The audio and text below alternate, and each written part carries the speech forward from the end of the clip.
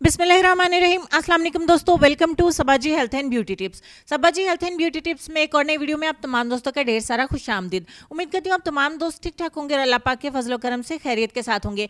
आज की video specially उन दोस्तों के लिए जो बहुत ज़्यादा सुस्त हैं, बहुत ज़्यादा काहल हैं, लेकिन उनकी नेक बहुत ज़्यादा काली है, मैली है, धूल मट्टी उसके ऊपर जम चुकी है, धुआं जम गया। पुरानी से पुरानी मैल को हमारी ये होम रेमेडी काट के रखेगी और आपकी नेक को एकदम से ब्राइट बना देगी। अगर आप जितने भी ज़्यादा सुस्त हैं तो इस होम रेमेडी की मदद से आप अपनी गर्दन को जितना चाहे चमका सकते हैं। तो चलिए वीडियो स्टार्ट कर लेते हैं, बाकी बातें मैं दरमियान में आप दोस्तों के साथ शेयर कर लूंगी। तो सबसे पहले आपको घर में से चाहिए होगा एक पोटैटो, हर किचन में अवेलेबल होता है। एक पोटैटो को पील ऑफ कर लें, यानी इसके छिलके उतार के आप इसको अच्छे तरीके से या तो ब्लेंड करके इसका पेस्ट बना लीजिए या आप इसको कद्दूकश कर लीजिए। ठीक हो गया। यहाँ पे मैं इसको कद्दूकश कर लेती हूँ। कद्दूकश करने के बाद मैं आपको बता देती हूँ, आपने इसे एक साइड पे 5-10 मिनट के लिए रख देना है कि आलू जो है वो अच्छे तरीके से इसका रस जो है इसमें आ जाए। आप देखते हैं थोड़ी देर बाद ये पानी छोड़ देगा, आपने एक साइड पे इसको रख देना है। अगर आप ब्लेंड करेंगे तो फौरी तौर पे आपको इसका जूस मिल जाएगा। ठीक हो गया। आप इसे एक साइड पे रखेंगे और इसका जूस जो है वो निकाल लेंगे। थोड़ी देर के बाद इसमें से 5-7 चम्मच जो है वो जूस के निकल आए। बड़े साइज का आलू लेना। अब इस ग्लास को एक साइड पे रख दें, आपने हिलाना नहीं है। अब एक कटोरी में सबसे पहले हम ऐड करेंगे एक टमाटर का रस। उसके बाद हम इसमें 1 चम्मच ऐड करेंगे एलोवेरा जेल। तीसरे नंबर पे हम इसमें आधा चम्मच ऐड करेंगे मीठा सोडा यानी baking soda.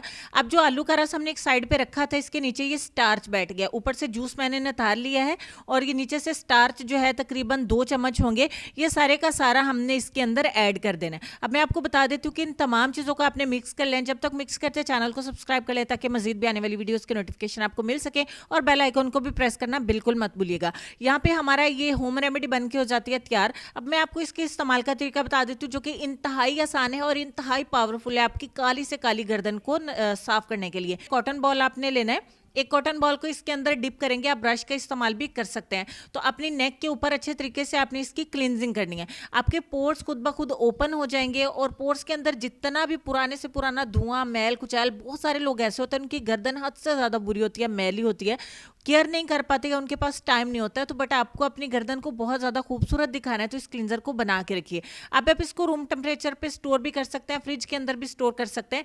It's up to you कि आप इसको किस तरीके से स्टोर करते हैं, बट ये आपका 5 से 7 दिन के लिए ख़राब नहीं होगा। इसे किसी भी बॉटल में डाल के रख लें, किसी प्लास्टिक के या शीशे के बाउल में डाल के फ्रिज के अंदर भी रख सकते हैं। और इस तरीके से अपने डेली बेस पे इसकी तकरीबन 5 मिनट क्लिनजिंग करनी है अपनी नेक की। क्लिनजिंग करने के बाद आप इसको 5-7 मिनट के लिए अपनी नेक के ऊपर लगा रहने दें। उसके बाद गीले टॉवल की मदद से नीम गर्म पानी में गीला टॉवल डिप करके इसको साफ कर दें। आपकी नेक डे बाय डे बहुत ज़्यादा चमकती जाएगी, मैल कुचैल रिमूव हो जाएगी और स्किन एकदम से निखर जाएगी, मुलायम हो जाएगी।